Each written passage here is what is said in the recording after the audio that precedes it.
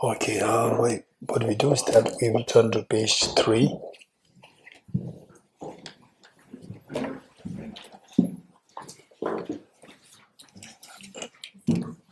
Sorry, page 4.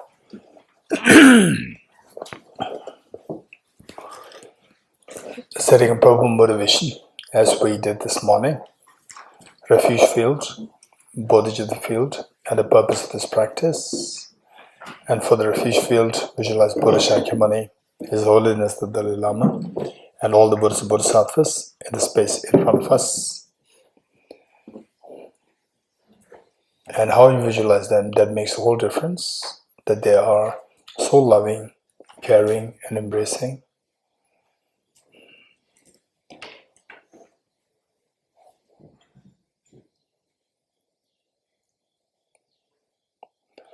And Bodhicitta field, visualize your two grandparents on your two sides, all your family members, including your children, and all dear mother sentient beings living on the side, everyone here in Thosamling Nunnery,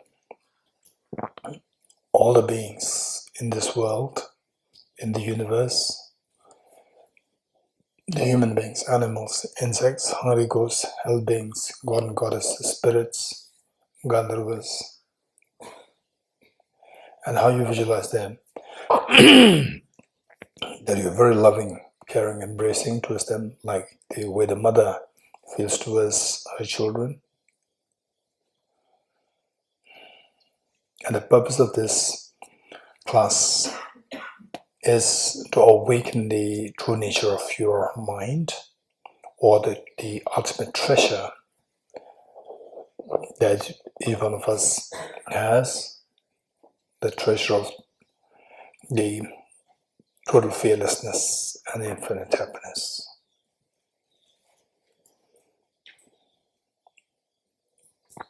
And how to identify that and unravel that is by removing the mental dirt, and the treasure will be seen within. And remove the mental dirt and dirt depend on the remedies that we resort to. Remedies is of two kinds. First, the wisdom, the only liberating path, which is the wisdom of emptiness. And what drives this wisdom to be very powerful, that is the Bodhicitta, unconditional love of Bodhicitta, the very courageous mind to become Buddha for the benefit of all demons and beings. And that must be supported by renunciation, wanting to get away from all your miseries. And for that, the study, reflection, meditation is required. But this is my imagining that you are leading this recitation and all beings are joining us. So with this in mind, let us turn to page 4. I go for refuge until I'm enlightened to the Buddha, the Dhamma, and the Sangha. By my accumulations of practice of giving and so forth, may I become a Buddha to benefit all sentient beings. I go for refuge until I'm enlightened to the Buddha, the Dhamma, and the Sangha. By my accumulations of practice of giving and so forth, may I become a Buddha to benefit all sentient beings. I go for refuge until I'm enlightened to the Buddha, the Dhamma, and the Sangha. By my accumulations of practice of giving and so forth, may I become a Buddha to benefit all sentient beings. Sanye Joda Zoge Jonam Na Chanjo Bardo Dane Gyabsuch Dage Jinso Gebe Sonam Ge Dola Venjere Sanye Dubare Sho Sanye Joda Zoge Jonam Chanjo Bardo Dane Gyabsuch Dage Jinso Gebe Sonam Ge Dola Venjere Sanye Dubare Sho Sanye Joda Zoge Jonam Da Chanjo Bardo Dane Gyabsuch Dage Jinso Gebe Sonam Ge Dola Venjere Sanye Dubare Sho.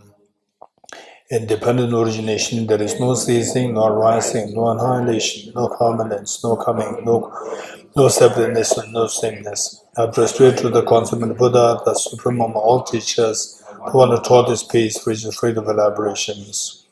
I prostrate to the mothers of the hearers, the Bodhisattvas and the Buddhas, who through the knowledge of all these here seek best which complete peace, who through the knowledge of all past cause, those that migrants achieve the aims of the world, and who through the have subdued six part of varieties of teachings. The one who has transformed into the reliable guide, motivated by altruism to benefit sentient beings. The teachers who guard them to protect her to your administrations. The one who has eliminated the web of conceptualizations and is adorned with the divine bodies of the vast and the profound, who turn the nations for the forever noble light rays.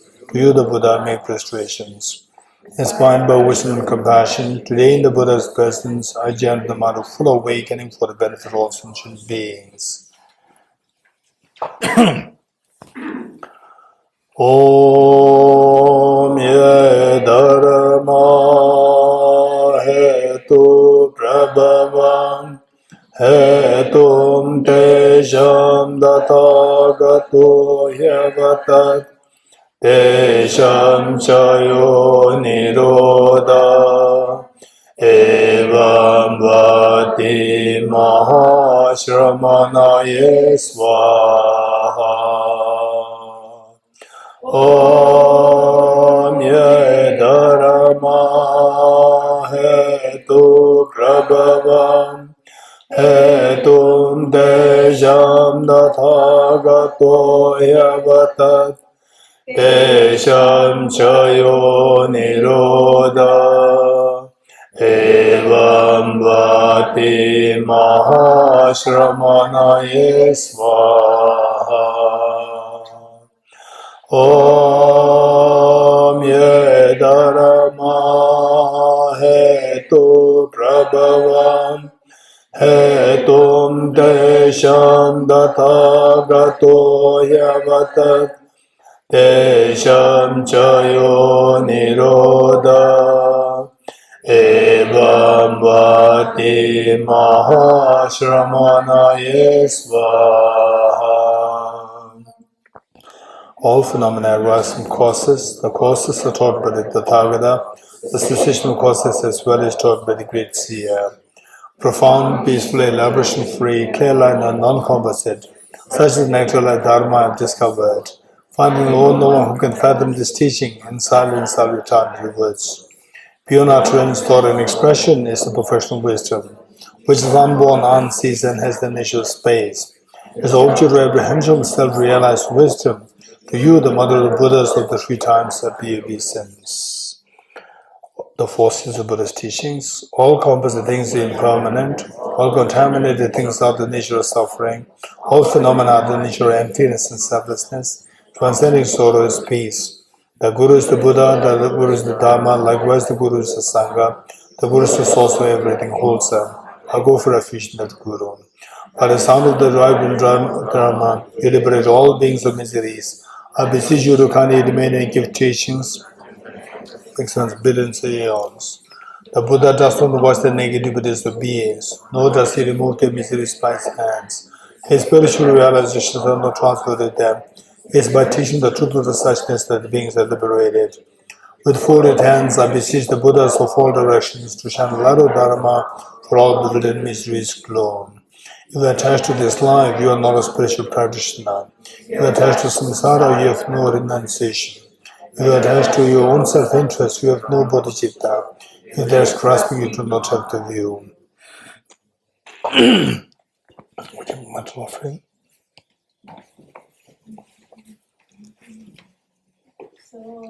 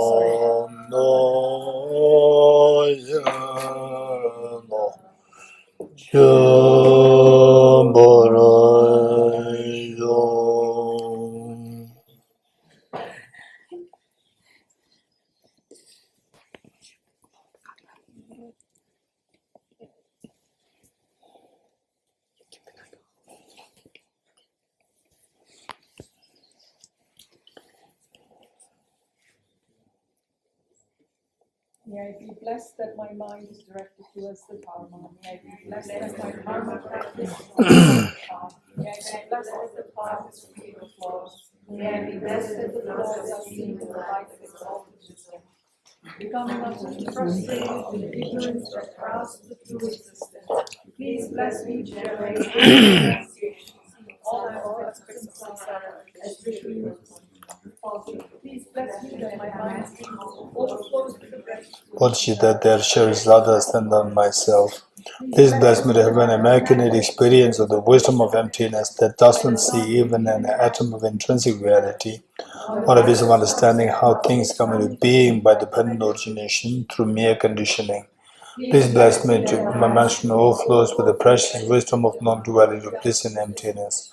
Idam Guru Rana Mandada Vaniradeya.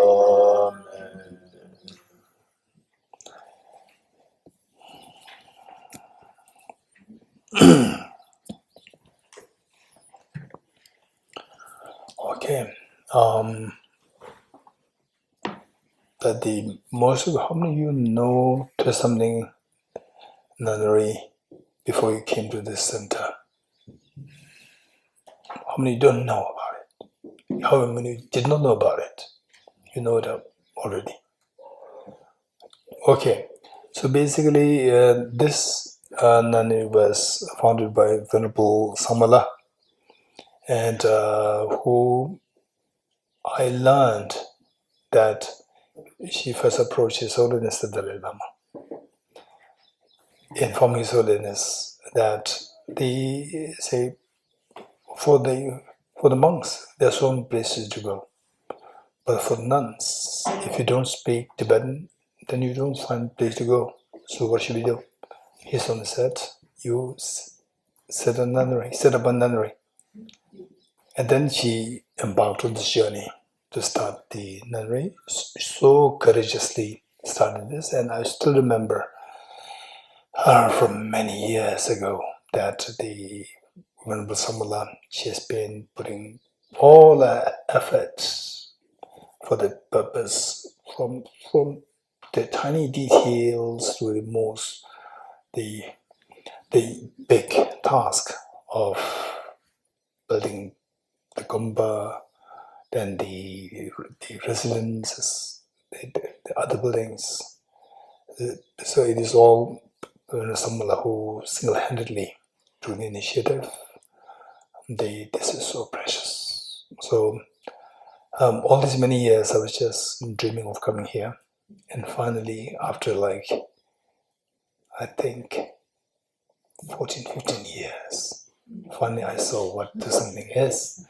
And I should thank, so I learned from Venerable Dinzima that Venerable is extremely humble, and they do not dare to, just tell somebody to please come and so forth. So humble, thinking that others might be so busy, and we are just nothing. So finally I came here, and this is, I think, the Venerable Bajunla's audacity. The Venerable Bajunla was the director of the Root Institute in Bodh Gaya, and I've been visiting there for several years. And Venerable Samala, all the efforts. So I'm so glad that today the audience is very different. Also young faces, meaning like in 20s. I can see many of you, most of you are in your 20s. Is very refreshing. His Holiness oftentimes described that the audience makes a whole difference. When the audience is so young, you also feel energetic. Okay, thank you, Venerable Samala. Thank you so much. and Venerable Petula, thank you so much, and also Venerable Tenzin there, and all the other nuns. This is so precious. In fact, Venerable Sambal, the whole purpose for her, under the blessings of His Holiness the Dalai Lama, that this institute, nunnery, came to being, and this is the place where we need to support. In fact, everywhere people are supporting each other, but here to something we really need. I really wholeheartedly felt that we need to do something to support this institute. It's so precious and it's very beautiful. I did not really expect this. The beautiful environment, ambience is so beautiful, and I really appreciate all of you, particularly the young, all of us, and the young people, and those of us like me, my age. So, but keep in mind that you are the youngest of the lifespan that you're left with. You agree with me or not? You are the youngest now of the lifespan that you're left with. So let's not forget this.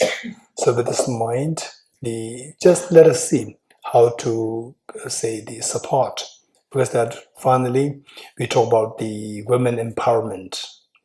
At the same time, if somebody who took the whole initiative for the service of the women Dharma practitioners, and if we just show blind eye to it, then this is not fair.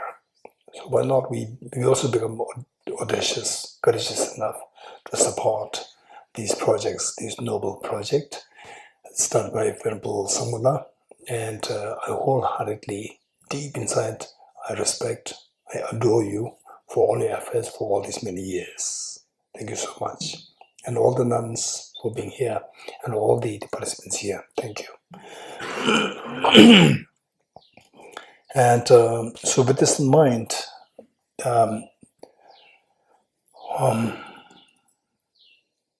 teachings of the Buddha, how the Indian masters teach, and how in Tibet the tradition developed to teach in taking a slightly different form.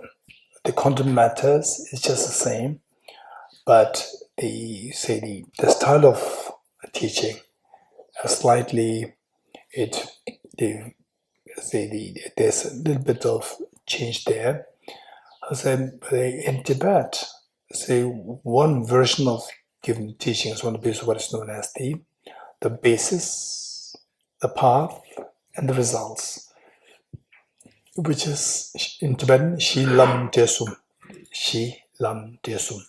Shi is the basis, then the path, and the result. This is again a very beautiful way of teaching. We all have some aspiration in our mind.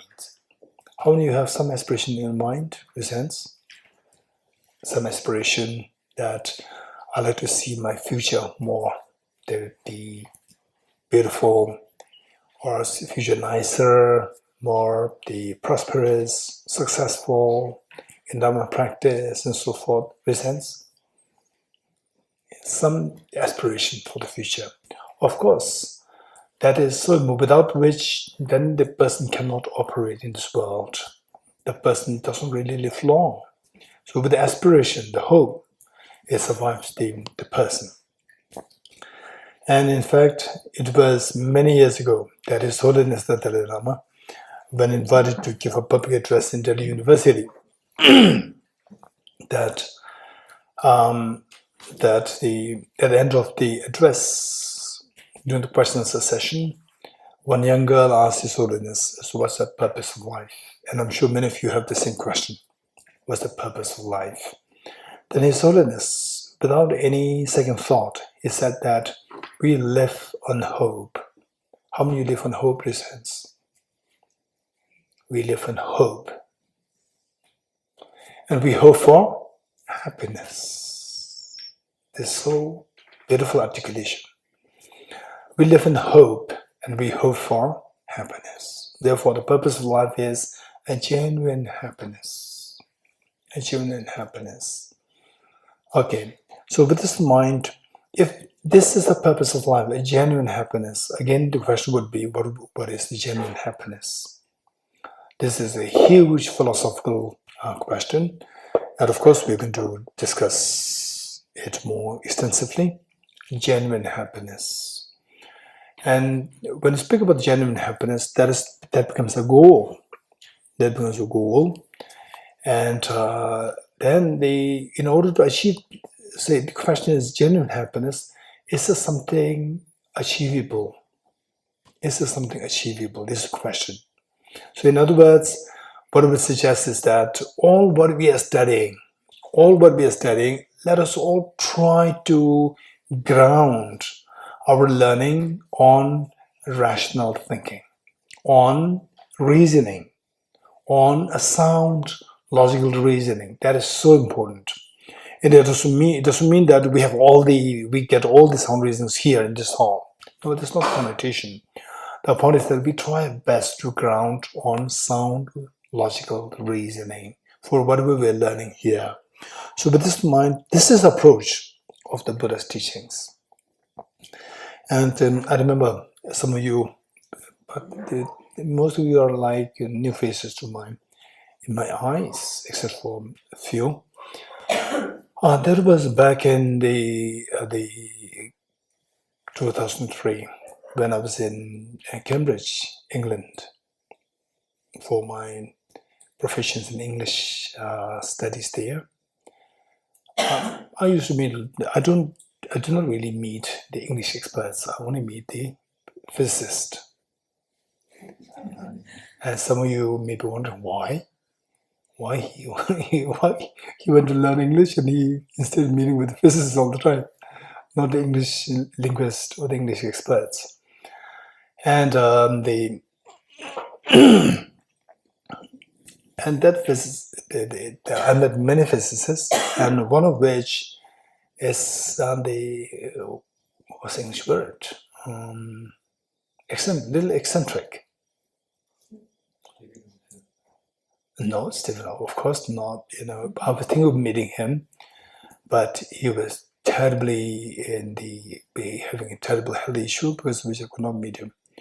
So he was a little eccentric in nature. The physicist, exceptionally bright, and I don't know how many of you can actually converse with him. How many of you can last conversing with him for 2 minutes? Because the moment you utter a sentence, he will say that there's internal contradiction there. Right? You cannot. Then the next line you cannot utter, because he would easily see in internal contradiction what you're saying. So one time he said that in this world only physics is education. Okay, how many are from physics? How many are from education? According to him, there's one physicist there, MTech there, two physicists. Who else? No one. Okay, one over there. Yeah, that's it. Only 3. There are 3 girls. That's it. Okay. So what is that? Is that in this world only physics is education, which means all the rest of us we are not from education. Then he said Then I said, okay, why? He said, because only physics allows you to have critical thinking. All others are imitation of the earlier teachers. This is what he said. Then I told him, okay, at least you have given a reason. So listen to what the Buddha has to say. So I quoted the Buddha, bhikshus and the wise people. Just as the goldsmith tests the purity of the gold by cutting, rubbing and burning the gold, you should also examine my words and put them to practice, not simply because you respect me. Then he remained silent for a few seconds. And he said, oh, the Buddha must have been a great physicist. Okay, so this should be our approach. Try our best to logically understand what we are, what I'm trying to explain to you, what you are learning. So meanwhile, let's also have a little patience, right? Don't expect that everything must be resolved right now. This is the attitude of the young boys and girls, right?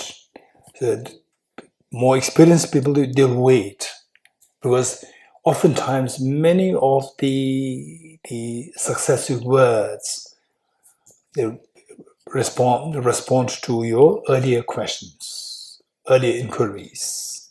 So we can be a little patient, and towards the end, somebody should be there to tell me this. Anyone who's going to do that? Nobody.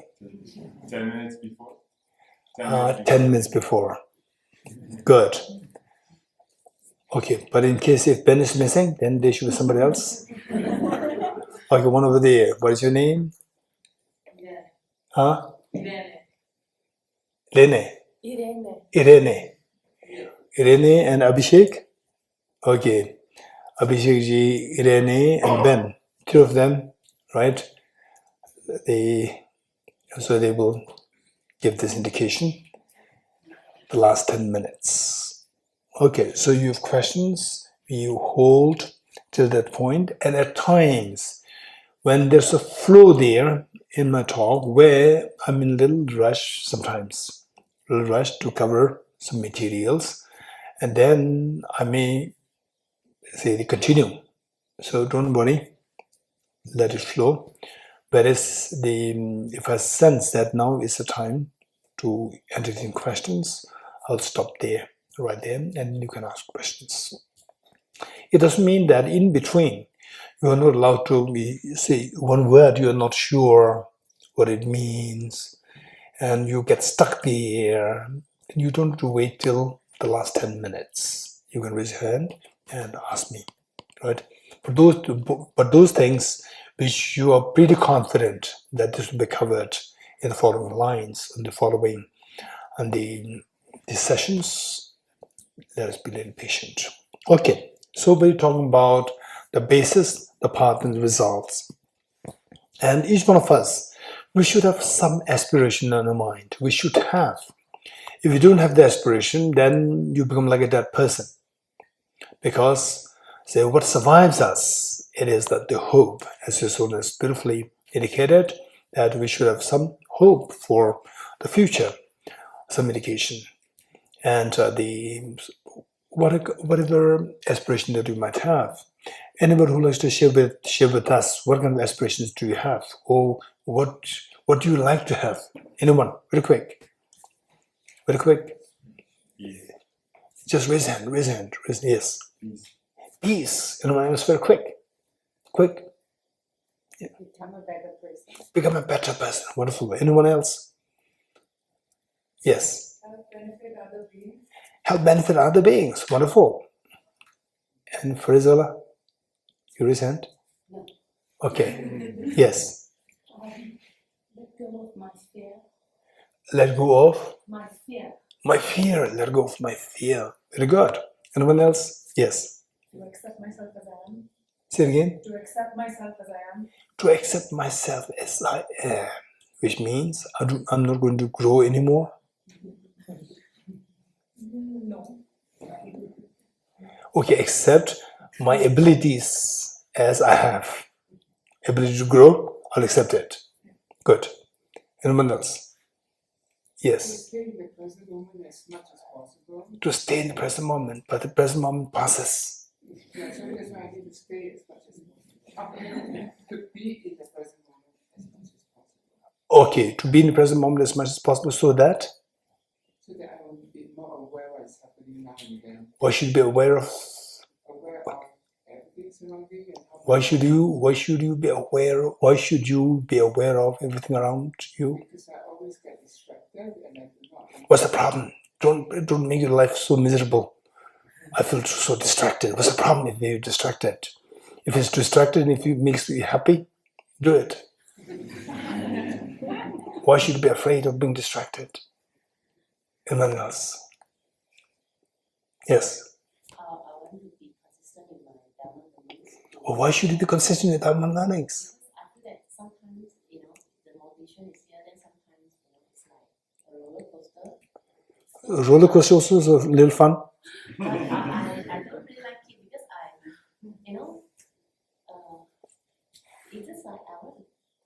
I don't know how to keep my motivation always high. No, why should you keep the motivation high? Why? Don't make your life boring. It's just like the activism in Buddhism is like not as when I first started learning the Buddhism, the Dharma. Then after that it goes down and then. What's your name? Qingling. Qingling. So in fact, I'm sure you will discover that there are so many Qinglings here. You'll discover that, right? If I tell you how many you have made your timetable when you were in school, very rigid timetables, closer to the exam. You raise your hands, those who remain rigid timetables. And how many of the flopped? Raise your hands. All these are Qinglings. You're getting it? Motivation is so high, in the actual application, it goes down. Okay, so do we see that, for example, that I want to keep the motivation high? Why? I want to be in the present moment. Why? And I want to help others. Why? Okay, this is interesting. Why you want to help others? The lady there? I want to be beneficial to others. If they need any help, if they need. What's your name? Lakshmi. Lakshmi, this is so precious. You want to benefit, you want to be beneficial to others. Why do you want to benefit others? Why? I think it's in my own self-interest. No. I did not ask whether this for self-interest. Why you want to help others? Because I've seen other people who are in need of help, who want support, who want So when you see others who want support, then you want to give help. Why do you want to give help? Because they need it. They are asking for it. But there are so many other people, when they see somebody else in need of help, instead of giving, they feel so happy to do it. Just observe them suffering. Why you want to give help? Okay. But who else will give answer? What did you say? Because Peace. it makes me happy. Like genuine happiness. If I can help others, if I can benefit others. What did you say? What did you say? I said it makes me also happy if I No. The first time when I asked you, what is your aspiration in your life? To become a better person. A better person. Why should you become a better person? Because it makes me feel better. What is that if you feel better? But it's wisely selfish. Okay, so which means that you want to be happy. Yeah. Okay, peace. Why you want peace? I don't know any better way or any other way to being happy. Okay, to be happy. Okay, do you see that although people differ in their positions, I want this, I want that, I want this, I want that, but when I ask the second question, everybody boils down to the same thing, I want happiness. I don't want the anxiety. I don't want anxiety. I don't want misery. I want happiness. Okay, did you see that this is what we are all common about? Raise hands. Good. In other words, everybody is seeking to get away from miseries and to have the maximum happiness. This is what everybody is seeking.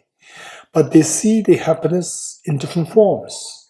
Something that by being present moment, you get peace, you get happiness. And something that if I'm able to do my Dharma practice well, to maintain the motivation high all the time, it makes me happy. Something that when I'm able to help others, it makes me happy. Some people, what did you say? The girl here, what did you say? To be a better person. Better person. By becoming a better person, I feel happier. Okay, so we see that when I ask the second question, why do you want to be a better person? Why do you want to help others? So forth, it makes me happy. So underlying reason that underscores all the aspirations is that I want to be happy. Okay, now tell me, who is that person who likes to be happy? The Buddhist or non-Buddhist? Everybody. And what about the young ones or the non-young ones? Huh? Both, male, female? Both. Everyone wants to have they get away from miseries and to have the maximum happiness. This is reality. Okay, now for information is that when I speak about to get away from miseries and to have the maximum happiness. Okay, for this we need to keep in mind that we're talking about what? The aspiration. Aspiration. In other words, everyone has aspiration to get away from miseries and to have the maximum happiness. Let's not forget this. Having said this, that as I said earlier, that who is that person who wants to get away from miseries and to have the happiness? Boys, girls, both. Buddhist or non-Buddhist, both. Or the Asians or non-Asians, both. Okay, in other words, everyone seeks to get away from suffering and to have the maximum happiness. So for information, now this is in a very secular sense. Now to make it, in the Buddhist context, more technically speaking, what we call as to get away from fears. To get away from fears or fearlessness. The state of fearlessness that which everybody is seeking is technically referred to as nirvana. The fearlessness that we are seeking is technically referred to as nirvana. So if I begin by saying that we all seek nirvana, we all seek Buddhahood, then the people who are non-Buddhists, they will say that no, these are the Buddhist concept. But and this is where if you know the Dharma so well, then the conventional world and your spirituality, these two are seen as one and the same thing. But if we don't know the concept so well, then you see the two worlds as two different the worlds. Okay, from Buddhist point of view, you don't have to say Buddhist point of view. Everybody is seeking to get away from miseries, and everybody is seeking happiness. This is reality. You don't have to say from Buddhist point of view. So from Buddhist point of view, if you eat the food, then your hunger will go away. From Buddhist point of view, right? No, it's a universal fact. So this is where you can distinguish between someone who knows the Dharma well versus who knows the Dharma very superficially. Know the Dharma well, you see that you can just speak from a universal point of view. Universally speaking, everybody seeks to get away from miseries and everybody seeks to have maximum happiness. How many agree with me? Raise hands. Good. So the first part, to get away from miseries, is known as the ultimate state is the fearlessness. Fearlessness. So this fearlessness, in secular sense, if I ask anybody, Buddhists, Christians, Muslims, Hindus, Jains, Baha'is, Sikhs, and the Parsis or non-believers, everybody say, yes, I seek the fearlessness. But fearlessness is known as nirvana. You're getting it? In technical sense, it is known as nirvana. Let's not forget it. And later on, don't just believe in me. You must get understanding that, okay, actually it means, nirvana means, it's not a Buddhist concept. Nirvana means a state where your fear is removed completely. Your misery becomes zero. This is the meaning of the nirvana. This is what the conviction that you need to gain over time. One. Number two, that we want happiness. Okay, if I ask you what degree of happiness do you want, what's the answer? 10%? Huh? Oh yeah, Dr. Mona Lisa? 100%. How many agree with Dr. Mona Lisa with hands? 100%. Okay, so some of you may not be raising your hands thinking that it's not achievable. This is not a question. Whether or not it's achievable, this is not a question. A question is, how many you want the maximum happiness or the 100% happiness? This question. So once you say yes, then the next question is it doable? is it achievable? You're getting it? Okay.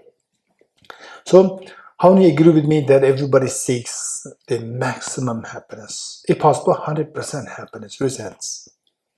Okay. This, what we call as 100% happiness, this is in a secular sense, in a secular context. In the Dharma context, technically speaking, it is known as Buddhahood. Infinite happiness is known as Buddhahood. But Buddhahood is Buddhism? No. Buddhahood means Buddha. Buddha means the awakened one. Awakened. It's not necessarily only if you're a Buddhist you can become awakened. Anybody can be awakened. In fact, everyone has a right to become awakened, and everyone has the seed of awakening. Everyone. Even if you are anti-Buddhist, you still have the seed of awakening within you. So that seed, when awakened, you become the awakened one. In Sanskrit, it is known as Buddha. So Buddhahood is a state where you have become fully awakened. Okay, so that infinite happiness that we are talking about, this in technical sense is referred to as Buddhahood. Okay, let's not forget it. But this, so now things become clear to us that okay, I have aspiration. So these two aspirations. What are the two aspirations in your life? Raise hands. Quick, somebody. Yes, Hans. Either to have fearlessness or to have happiness. Okay, how many you? Yes, the lady over there. Fearlessness and infinite happiness, right? So now you be able to articulate what we are seeking. Otherwise, not too clear. What is the purpose of my life, right? So we are so happy when I studied this girl asked his Holiness, what's the purpose of life? Then you all very happy. This might the same question of mine. Okay, now the answer becomes clear to your mind. What's the purpose of life? To look for fearlessness and infinite happiness. These two things. Are these two same or different? These two are not same. These two are different. These two are different. These two are not same. And we must learn how these two are different in the next 7 days. Okay, we must learn how these two are not the same. These two are different. Okay, so we have now the two goals. How we started this teaching was on the basis of how the Tibetan masters in the past, they explained the Buddha's teachings on the basis of the three concepts: the basis, the path, and the results. So the results or what you aspire to attain, the fearlessness and the infinite happiness, and technically referred to as Nirvana and Buddhahood. These are the two results that we are seeking. Those two results become very clear. The next is that, okay, let me say that let's say, so like this tissue, if I squeeze this tissue paper, do you expect oil coming out of that? If I squeeze this tissue paper, oil comes out or not? Doesn't come out. Doesn't come out. Whereas if I squeeze a handful of sunflower seeds, oil comes out, not come out. Yes, it does come out. Why was the difference? Anyone with hands? Yes. That's the potential. Okay, the handful of sunflower seeds has the potential for the oil, whereas this tissue paper doesn't have the potential. Oh, good. So likewise, what you said is that I want to attain fearlessness. I want to attain infinite happiness. Do you have the potential within you? This question. If you don't have the potential, no matter how much you put effort, no matter how much effort that you put in, your effort will be in vain. Do you have the potential? Answer is yes. Everyone has the potential to attain fearlessness and infinite happiness. And what is this potential known as? This potential is technically known as Buddha nature. It doesn't mean that, okay, so now I have a seed of Buddhism. This is not the connotation. It simply means a seed of awakening. Seed of awakening is within every one of you. Whether you are Buddhist or not Buddhist, it doesn't matter. Whether male or female, it doesn't matter. Everyone has this seed of perfection within you. Let's not forget it. So this seed is known as Buddha nature and also referred to as the Tathagata Garbha. Tathagata meaning the Buddha and the Garbha meaning the essence of the Buddhahood. Tathagata Garbha.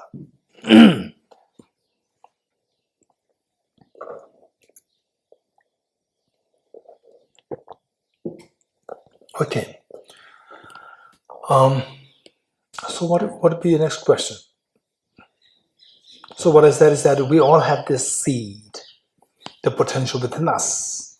So the reality, the ground reality that we are in is that we have this potential to attain these two goals. This potential is known as the Buddha nature. Right? You have the Buddha nature. So what would be our next job? You are able to articulate what you're seeking. Fearlessness and infinite happiness. In technical terms,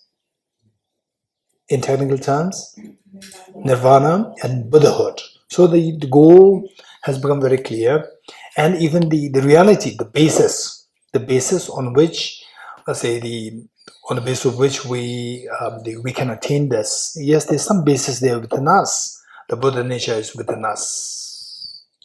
So now, from here, what would you ask me? How what? How to get there? How to get to the two goals? How to get to two goals? If you have the potential, this is so important. If you have the potential inside, potential to experience fearlessness and infinite happiness, if you have the potential, so why don't I see this potential within me? I don't see this, right? Saying this potential must be so beautiful, it must be so pure. But look at each one of our mind. For example, let's say somebody says, what a the stupid person you are. You're wasting so much of time here in Thosamling, right? Why did you go there? Why did you not go to the pubs? Why don't you come with me to the pubs, right? Why are you going? It's so boring. And you may feel so agitated right there. So look at this, our mental state, easily becoming irritable, the agitated, sad, anxiety. So this is the nature of my mind. When you look at mind, this is what a mind is like. And some people say the Monday syndrome. You know what Monday syndrome is? You have seen the Monday, how the people look on the face Monday morning, right? So what about Friday evenings? Very happy Monday morning, everybody as well, like they never smile in their life. Right? This is the Monday syndrome. So again, these are all the reflections of your mind. So look at the mind. We see that we don't see the Buddha nature inside me, right? Okay, so for this, don't just believe in what we are learning. Don't just believe. Learn them first. Learn and subject them to analysis to make sure that what you've learned makes sense to you. Not necessarily right now, here and there, here and then, but make sure that you understand it eventually, the reasons. Okay, so if the Buddha nature is there, how do I know that I have the Buddha nature? I don't see that within me. My mind, somebody says, what a stupid person, I easily become so angry. And somebody says, you are nice, you are an amazing person. And then I think it's so like, I'm the superstar in the world. So this is a problem with the mind. Our mind is so fickle, it's so easily fluctuated, ups, downs, well, like roller coaster, right? This is a problem of the mind. So what is the Buddha nature? This question. So for this, I'd like to give you a very simple analogy with the more detailed analogy later to be followed. First, let me say that a gold, the nature of the gold is to glow, at least in the daytime. The nature of the gold is to glow. But when the gold is mixed with the mud, it doesn't glow. Even in the daytime, it doesn't glow. It doesn't mean that the gold is not there, and in the eyes of ordinary people like us, we may throw the whole mass, whole thing, saying that this is mud. But the gold experts will not throw this. You said there's gold here. And how do you know that there's gold here? Anyone? How do you know there's gold here? Remove the mud. Just remove the mud. Remove the mud, and as you remove the mud more and more, the gold inside will start to glow more and more. You agree? Likewise, the gold inside us is there. The gold, the Tathagata Garbha, or the Buddha nature is within each one of us. Just remove the metal dirt more and more, the mud more and more, mental mud more and more, then the Buddha nature inside will start to glow. Right? Say you become a more sensible person. You become a more compassionate person. You become more, say, the very calm person. You don't become easily the irritable or easily agitated person. So these are all the indications that the mud is being removed. Okay, so from this we come to get a sense, okay, although I don't demonstrate any quality of the Buddha nature right now, but if this is example, then it makes sense that still I can have the Buddha nature. Now, I'll have to give you this more detailed the analogy. Let's say that, okay, when is it hottest here in Thosamling? May. What temperature? Depends. Can be 37. 37. Let's say the 37 is pleasant or hot? Hot, okay. So those from Delhi will say that, wow, this is very pleasant.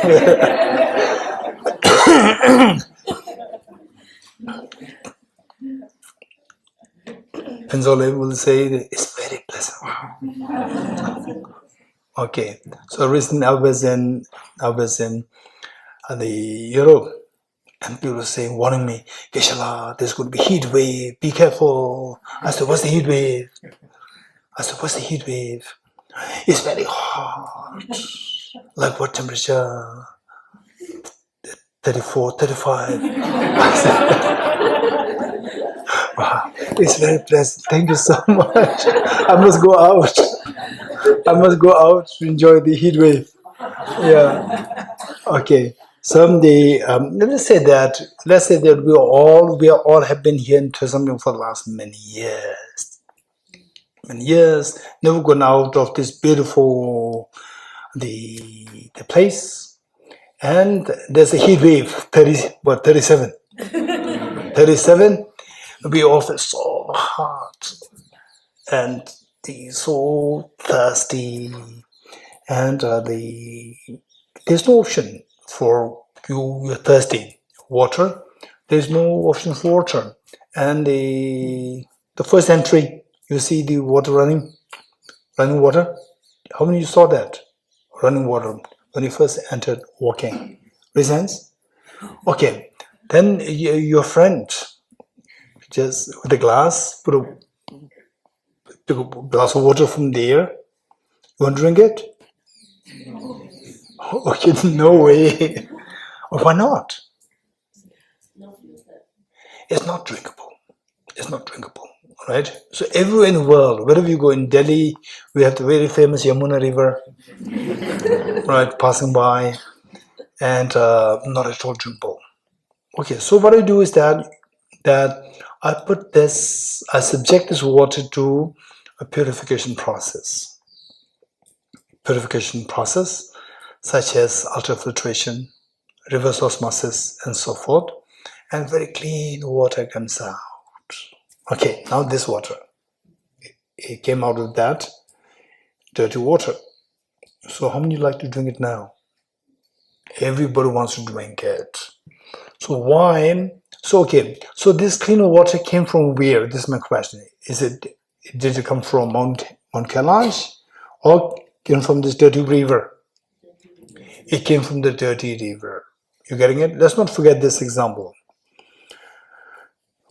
The second example that I'd like to give you is, let's say, let's say this brass, the singing bowl,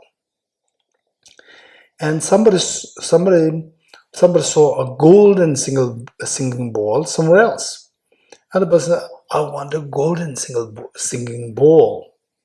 So what do? As you try to remove the brass particles,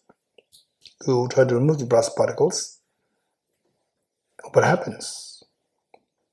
Singing bowl will disappear, right? And the dirty water, you remove the dirt, the water did not disappear. Instead, the water became very clean. But with the singing bowl, brass singing bowl, remove the brass particles.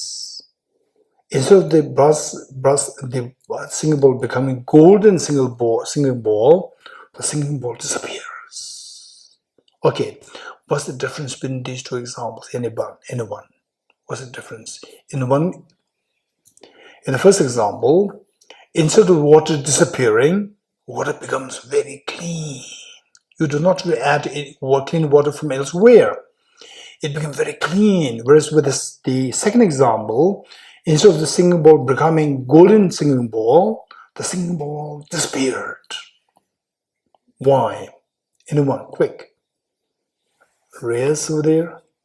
The water was the object of purification, but the singing bowl, the brass singing bowl doesn't have gold in it, so. Okay, good. Yes, you can answer. I want somebody to articulate it. Yes, over there. Inherent nature of water.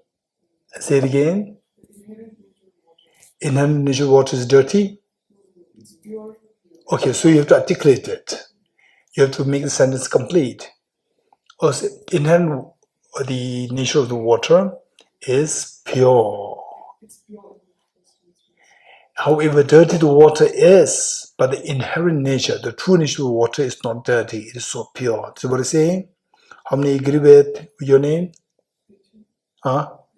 How many agree with Deshanla? Raise hands. Okay, most of you agree with Deshanla. Good. So, however dirty the water is, remove the dirt and the purity comes out from within. You don't bring the purity from elsewhere. The purity is right there as the true nature.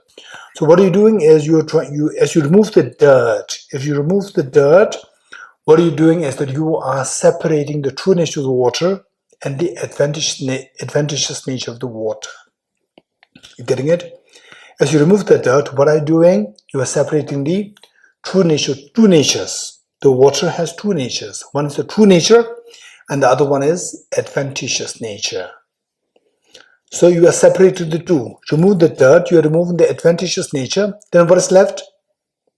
Only the true nature is left. What is the true nature? It's so pure. The purity manifests from within.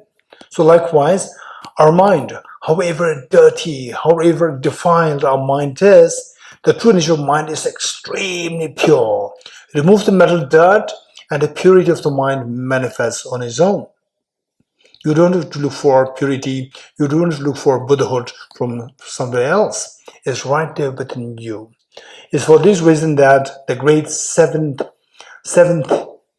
century great master by the name Acharya Dharmakirti, in his text, Pramana Vartika chapter 2, there he said that the true nature of mind is clear light. The true nature of the mind is clear light, and the mental defilements are adventitious in nature. The true nature of the mind is clear light, and the mental defilements are adventitious in nature. Okay, so our mind, however dirty our mind is, however defiled our mind is, the true nature of mind is so pure. And if you gain this conviction, then you will realize that everyone has the same potential. The true nature of the mind of each of the sentient beings, whether somebody is a male, female, young, old, educated, uneducated, this caste, that caste, everyone, the true nature of the mind is so pure that there's no difference in that. Because of this, the Buddha has been extremely courageous to fight for the equality of everyone, for gender equality, for the equality of the caste, creed, and so forth. So he fought against inequality, gender inequality, the caste inequality, and so forth. So what made the Buddha so courageous? And he did that at the cost of, people, many people who are being really chauvinistic about their gender, about the caste, creed. So they all started to turn against the Buddha, and still the Buddha stood so firm, so courageously. Otherwise, he did not really have to fight for equality, because he was the prince. He's enjoying the best of the privileges in the time. He didn't have to fight. He did not have to risk his own life, but he risked his life. Many people, they turned against him, although he was being revered as the fully awakened one, as the prince. Yet people turned against him because there were so many people who were extremely the male chauvinist, and people who believe in caste, who very strongly advocate the caste system, and these people, were turned against the Buddha. Okay, so with this, what made this Buddha so courageous to say that everybody's equal, everyone's equal? What made him so courageous to stand for the equality? Because he's convinced of the Buddha nature present in each one of us. Whether male or female, whether high caste, low caste, everyone has the same Buddha nature. The seed of perfection is within each one of us. So this is what he saw, because of which he stood so firm against the inequalities. Okay. So now with this, we get some sense that my mind, yes, I don't see any Buddha nature within me, but from this example, yes, it does make sense that if my mind, the true nature, it can be very pure. But how can I know that it's pure? How can I know that?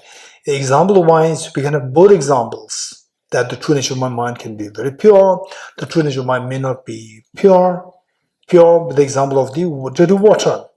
And the true nature of my mind may not be too pure like the brass singing bowl.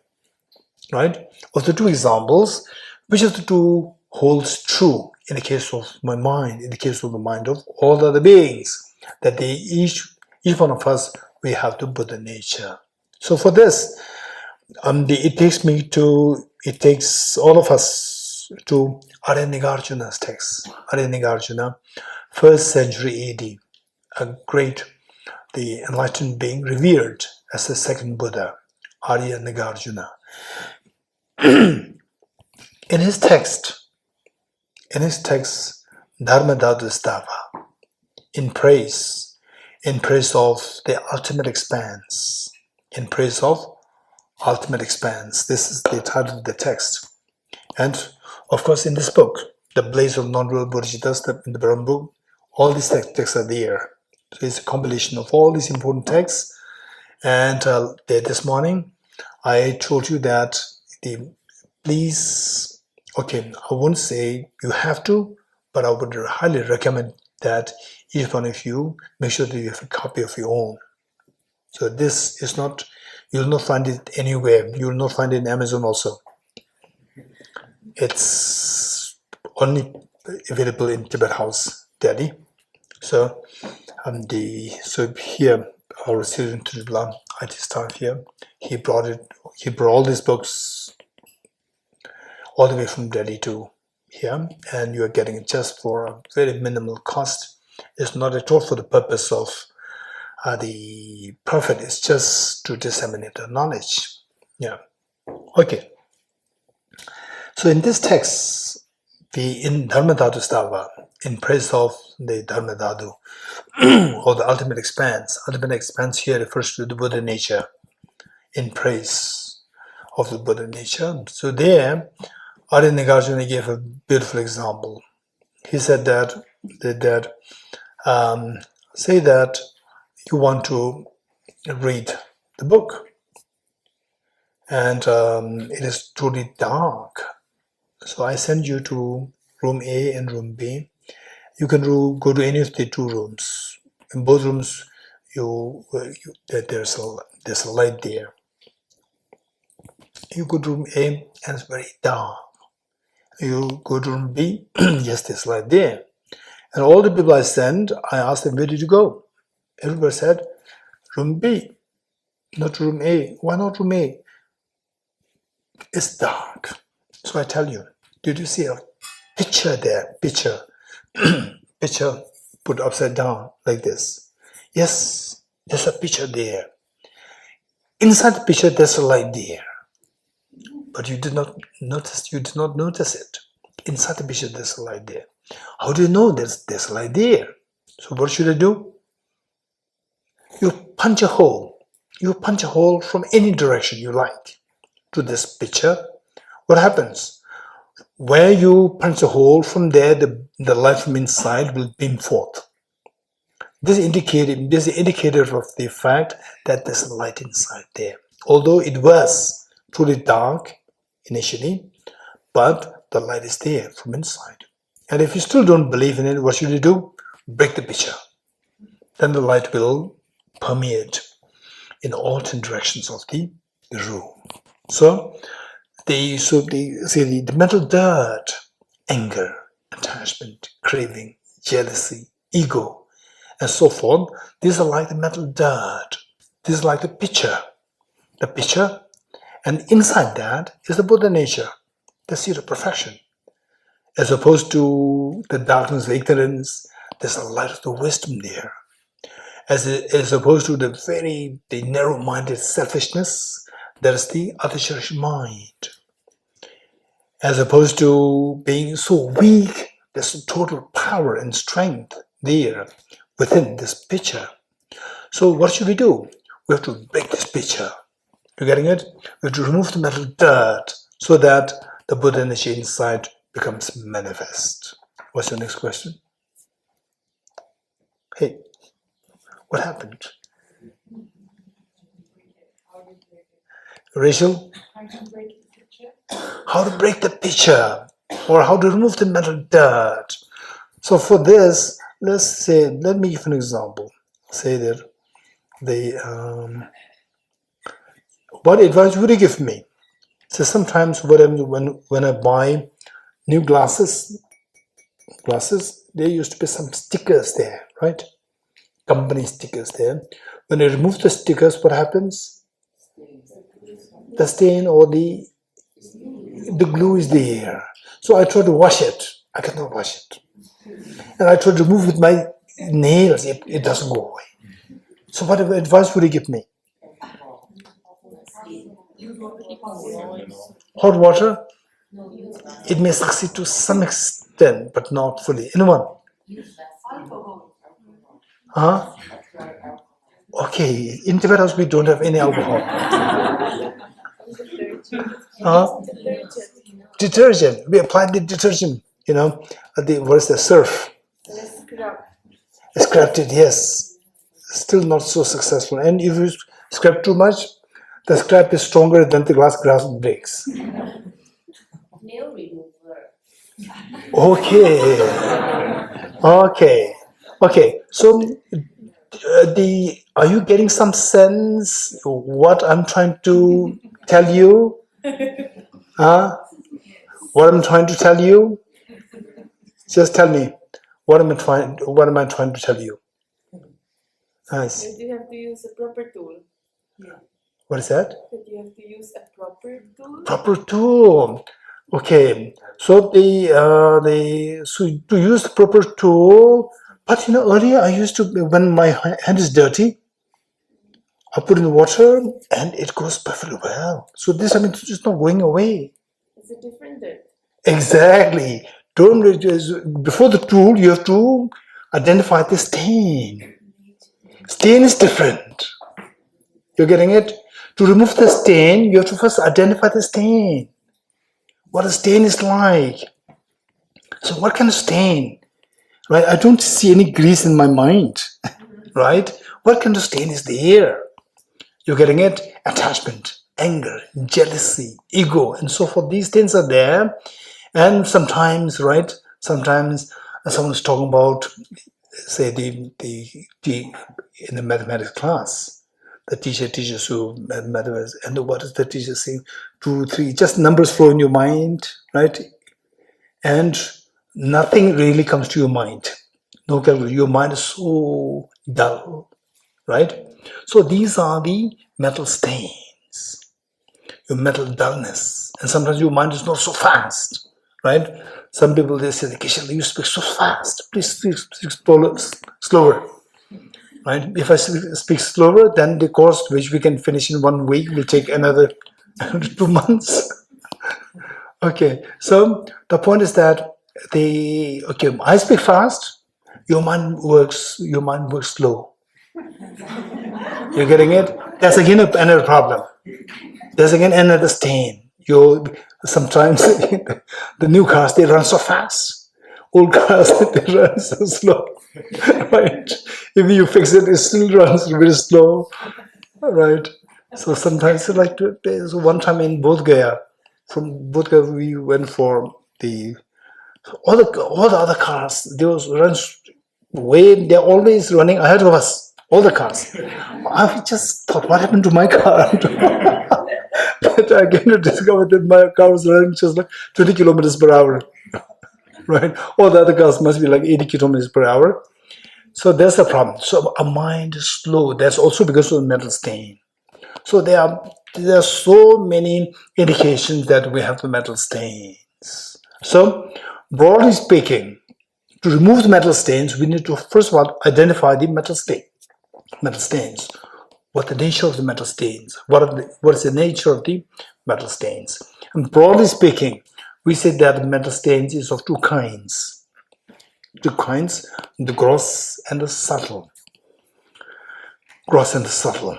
And the gross one, to give an example, say somebody's smashed garlic in my mug. Somebody smashed garlic in my mug. So let's say that I don't take any garlic. And then there's who smashed garlic? I don't take garlic. And you owned up, saying, I'm very sorry, I did it. And you go to clean this up. You remove the solid garlic, you wash it with the water so clean, rinse it so well. And now, is there any garlic inside? No garlic. No garlic there. With the finger, you see no garlic. You smell it. It still smells garlic.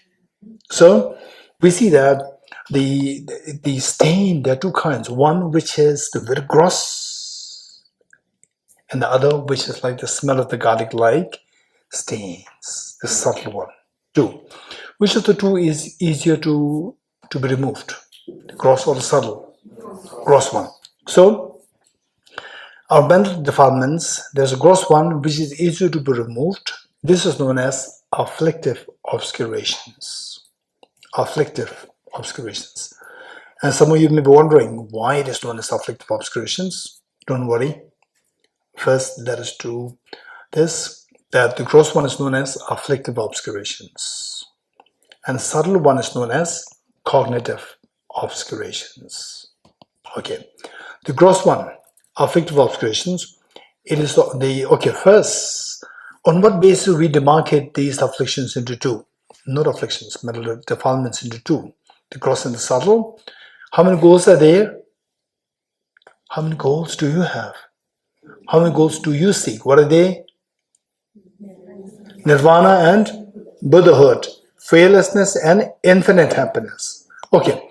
Because there are two goals, how many have achieved these two goals? Raise hands. How many has achieved one of these two goals at least?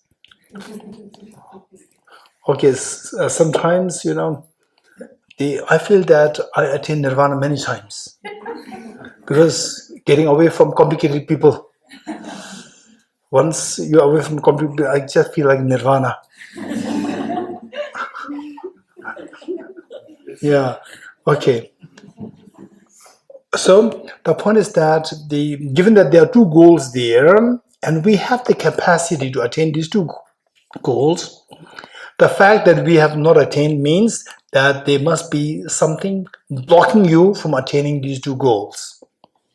So the gross mental defilements referred to as the gross one referred to as afflictive obscurations that blocks us from attaining the nirvana. That blocks us from attaining the fearlessness. And the subtle one blocks us from attaining Buddhahood or infinite happiness. Okay, now to go a little deeper, what constitutes the gross mental defilements referred to as afflictive obscurations? What are the afflictive obscurations? There are three kinds. The gross one is of three kinds. One is contaminated karmas, contaminated karmas, and number two is afflictions, and number three, active seeds of the first two. Contaminated karmas, afflictions, and the active seeds of the first two. These three are the afflictive obscurations. And oftentimes, some teachers, in some texts also, you find a mention that the afflictive obscurations is consisted of two, contaminated karmas and afflictions. That's also fine. The third one is implicitly indicated. Okay. So, like saying, what are the contaminated karmas? Contaminate karmas meaning actions, physical, verbal, and mental actions. They are referred to as the karmas. Contaminated karmas which are influenced by afflictions. Contamination here is the afflictions. And the karmas, the physical, verbal, and mental actions influenced by the afflictions is known as contaminated karmas. Okay, contaminated karmas in a loose sense, we see in a loose sense there's mention of everything physically, what you do, verbally, what we do, mental activities, they're all contaminated karmas that we engage in. And later on we'll also learn about what is known as the 10 non-virtuous karmas. Okay, for time being, just we'll stay away from this for time being. So the affliction is a mental. Okay, you are getting a lot of information within a short span of time, right? Affliction is a mental factor, the presence of which disturbs your mind. Affliction is a mental factor, the presence of which disturbs your mind. For example, say when the anger arises, your peace of mind is disturbed. For example, when the ego arises, you become inflated and you start to feel insecure. And likewise attachment, greed, craving, and so forth. So the belligerence, spite, all these mental defilements, the afflictions, when they arise within us, mental disturbance is created. So it's defined as a mental factor, the presence of which disturbs your mind. Okay, this is affliction, and these are examples. And the afflictions, do you see any correlation between afflictions and the contaminated karmas? Contaminated karmas are the physical, verbal, and mental actions, activities. And afflictions are the emotional states. Do you see any correlation between these two? Again, what correlation do you see? Anyone? You want to? It infuses other. Yes. Anyone else? Yes. The actions arise due to the afflictions. Very good. Actions arise due to the afflictions. Very good. It's a positive correlation, right? As the afflictions increase, your contaminated karma will increase. Okay, actions increase. Can you give me an example? That's good. A very good point. As you get more angry, you might. That's true. That's true. Start shouting at somebody. Exactly. Yes. Very good. Okay. So, in other words, do you agree with me? What's your name? Philip. So, do you agree with Philip that there's a causal correlation between the two? Causal correlation. For example, okay, and do you see what's going in my mind? You don't know. Okay, now, do you see what's going in my mind? Do you see what's going in my mind? Huh? And then finally, okay, do you see what's going in my mind? Yeah, it was thirsty.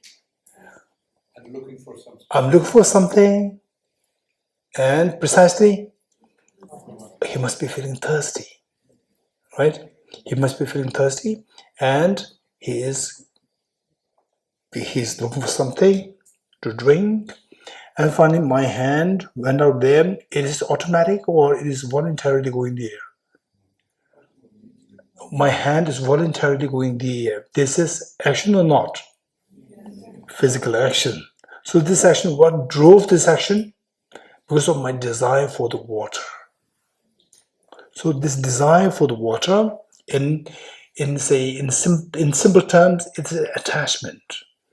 And let's say that I look at it and I see this. What is this? They say, I threw this away. I threw this tissue away. This is the action. This action, and then even with my facial expression, you see that he just hates it. The way he picks it like this, as though like he's a princess, like this. Okay, so there we see that there's action there. So what drove this action? What caused this action? What drove the action? What triggered this action? What made my hand to move like this? Aversion to this object. Aversion. This emotion that triggered as a cause, giving rise to the action of removing the object. My attachment is the factor which serves as a factor to make the water come closer towards me. You getting it? So these actions are driven by the emotions, afflictions. So in other words, contaminated karmas are driven by the afflictions. These two are the causally related. Okay. And let's say that how many are angry now? How many are angry now? Not angry. Okay. So after this retreat, you go home and then your mother says, wow, usually your mother, okay, my daughter, you let her a cup of tea. Usually you say, what kind of tea? Right? And this time after the retreat, you go there, mother says, do you care for a cup of tea? Oh, mom, please sit. You like a cup of tea? I'll serve you tea. Tea, coffee, do like that. Wow, what a change. That's amazing, Bodhicitta. So what did you do? Right? What happened? How was your time in, what is it? Something, what is that? Oh, Thosamling, yes. Right? The mother will inquire you more. Okay, then the next door neighbor knocks the door and said, yes, sir, you threw garbage next to my door, right?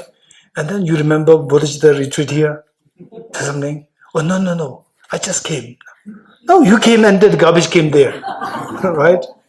And then, okay. So all the people who give me the hint, once you get a clue that I got you, don't do it second time. Okay. So then you came and the garbage also came. right? And then you say, no, I'm very serious. What serious? Right? Then, hey, mind your business. Right? Now you forgot the Bodhicitta. Okay, so there, look, these emotions arise. These emotions arise and instantly it disturbs your mind. Peace of mind. Whereas your mother sees you as very calm, transformed, but there's the next door neighbor help you identify your, say, the mental problems inside. So with this, and then you said that the mind your own business, right? Mind your own business. Okay, enough is enough.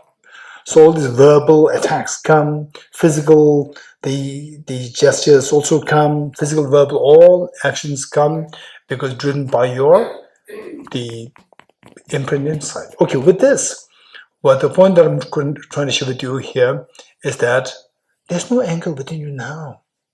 How come that going back, you meet with your next door neighbor and who blames you for the thrown garbage, and you say, and then the anger arose. Where did this anger come from? From where did this anger come? When you enter something, no anger there. Huh? There's imprint there. You're getting it? All here in while you are here in Thosamling, you do not have the manifest anger, but you have the imprint of the anger. You're getting it? So that is a third class of the afflictive obscurations. Contaminant karmas, afflictions, and their active imprints, active seeds.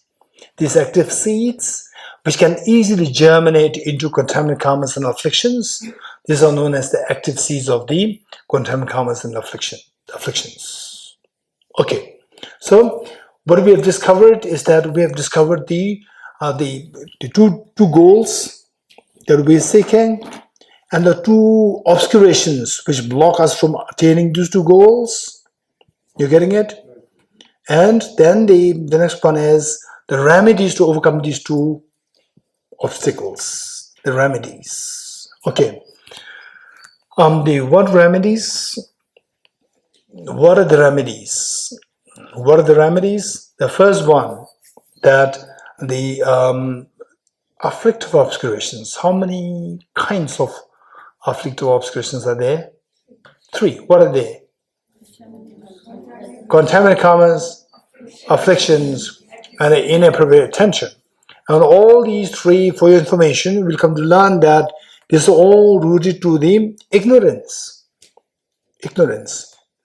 That all these 3 afflictive obscurations, they boil down to the ignorance. And ignorance at the root of all the afflictive obscurations, and the ignorance gives rise to the offshoots,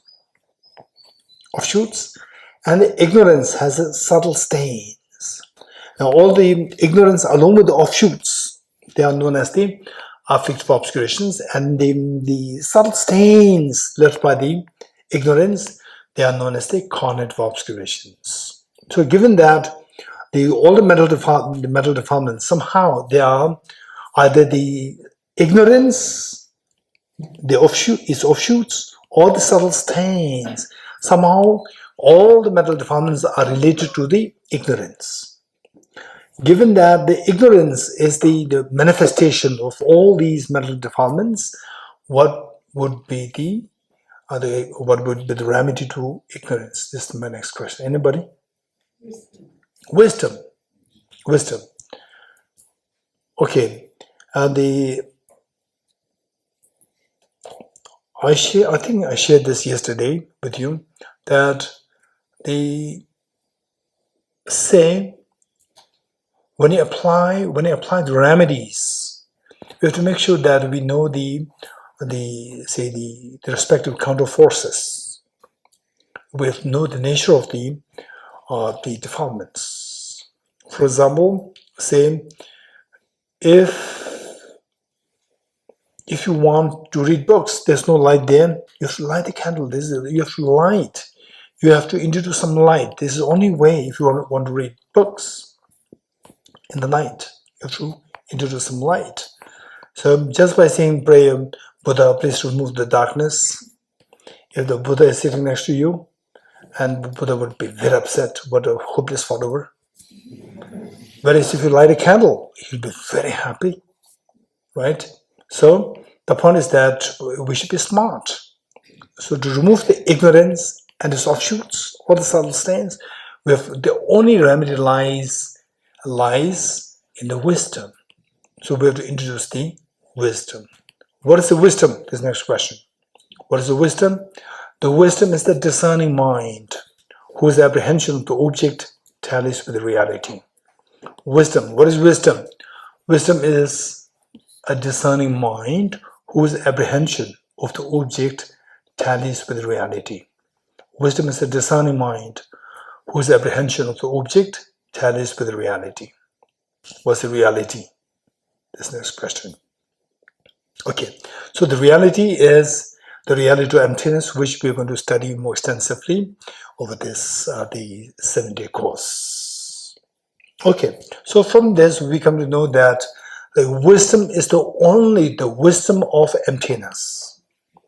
The wisdom of emptiness is the only solution to the problem, to all our problems. Only solution. It's for this reason that it is the wisdom of emptiness is referred to as the only liberating path. All the paths that we follow can be classified into two: liberating path and the ripening path. Liberating path and the ripening path. What is the liberating path? In all traditions, across the traditions, you can say that the wisdom of emptiness is the liberating path. This is the only liberating path.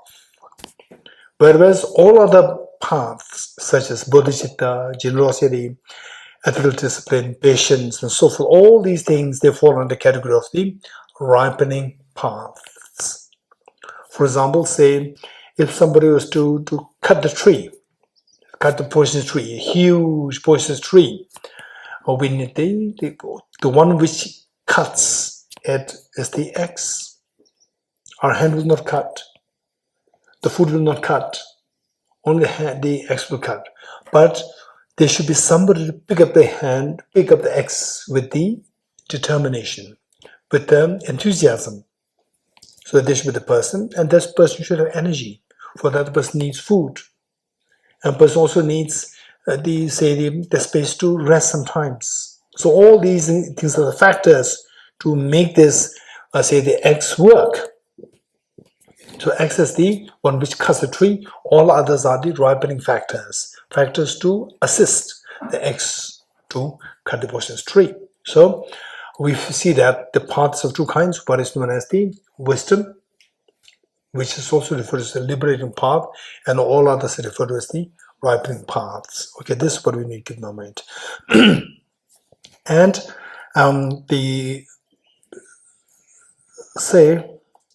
which is easier to be done, PhD or high school? High school, whether you like it or not, you have to, finish it in most cases. But PhD, generally speaking, until you have the very strong determination, it's not that easy. You have to spend minimum, like after college, minimum 5-6 years you have to spend. So you need to have this much of the determination. So which of the two poisonous tree is bigger? Poisonous tree of the afflictive obscurations and the poisonous tree of the cognitive obscuration. Which is more difficult to cut? The poisonous tree of the cognitive obscuration. This is more difficult to be cut.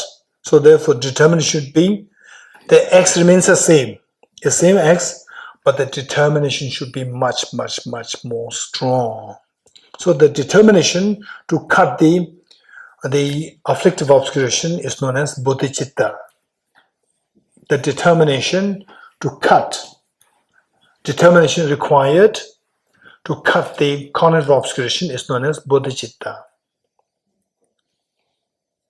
Determination required to cut the tree of the cognitive obscuration is known as Bodhicitta. Bodhicitta. And what is Bodhicitta? Bodhicitta is a mental state wishing to become Buddha for the benefit of all sentient beings. A mental state wishing to become Buddha for the benefit of all sentient beings. Okay. Now, what is that determination known as, which is required to cut this smaller tree of the afflictive obscurations? That is known as renunciation. Renunciation. Renunciation is the desire to be freed from all the miseries. Renunciation is the desire to be free from all the miseries. Bodhicitta is a desire to become Buddha for the benefit of all sentient beings. Okay. Now, what do you think to cut the subtle smell like, to remove the subtle smell like the metal defilement, which is like the subtle smell of the garlic like subtle smell of the garlic like metal defilement? To remove that, is it necessary to remove the solid garlic or not? Yes or no? Yes. Which means that to remove the cognitive obscuration, you must have to remove the afflictive obscurations. So to remove cognitive obscuration, what do you need? You need two things. One is the liberating path, and the other one is ripening path, determination. What is the liberating path? Wisdom of emptiness. And what is the determination required to cut the cognitive obscuration? Bodhicitta, right? So, to have the bodhicitta, you must have the renunciation. To have bodhicitta, you must have the renunciation, but to have renunciation is not necessary. You should have the bodhicitta. Some people, they simply want to remove the solid garlic-like metal defilements. They are not really eager to get rid of the metal stains, subtle stains. So for them, just to be fearless, to attain the fearlessness, that's good enough. They don't really seek to the infinite happiness. Some people, but if you seek infinite happiness, you must seek the fearlessness. Whereas if you seek fearlessness, it is not necessary that you should attain the infinite happiness. Okay, you got it? Okay, so now quickly revising what we did earlier. So what are the two goals that we are seeking? Fearlessness and infinite happiness, technically referred to as nirvana and Buddhahood. And what are the two obstacles which obstruct you from, what is the obstacle which obstructs you from attaining nirvana? Afflictive obscurations. What is the obscuration which obstructs you from attaining Buddhahood? Cognitive obscurations. What are the classifications of the afflictive obscurations? Quantamic karmas, afflictions, and active seeds of the two. Okay. And what about the cognitive obscurations? What are the classifications of cognitive obscurations? What are the classifications of the cognitive obscurations? Huh? What happened? With the afflictive obscuration, you are so active. With the cognitive obscuration, you become cognitively inactive. What happened? What are the classifications of the cognitive obscurations? That is the afflictive obscurations. Subtle states of ignorance. That is not the classification, it is the illustration. Huh? You should have said, you did not teach us yet. You're getting it? It's not at all taught. Why are you struggling to look for something? Right? Okay, so what exactly is cognitive obscuration? This is a point. This is a very important point.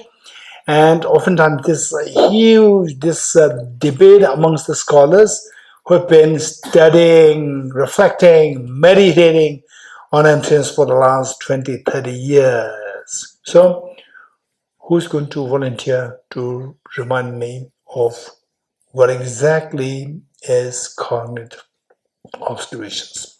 That's why I give you the example, the smell of the garlic. But what exactly is cognitive obscurations? Who's going to remind me with his hands?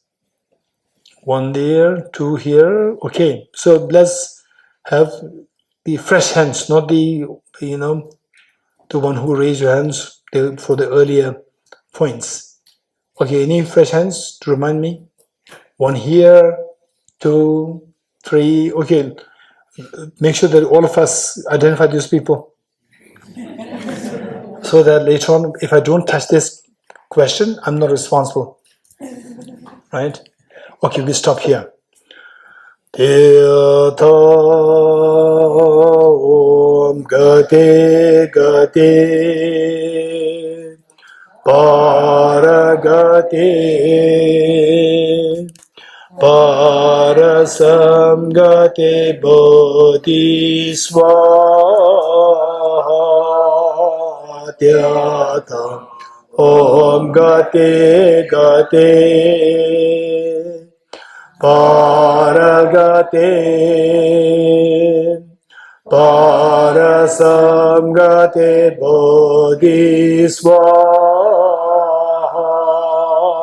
Tyatha Om Gate Gate Paragate Parasamgate Bodhisvaha.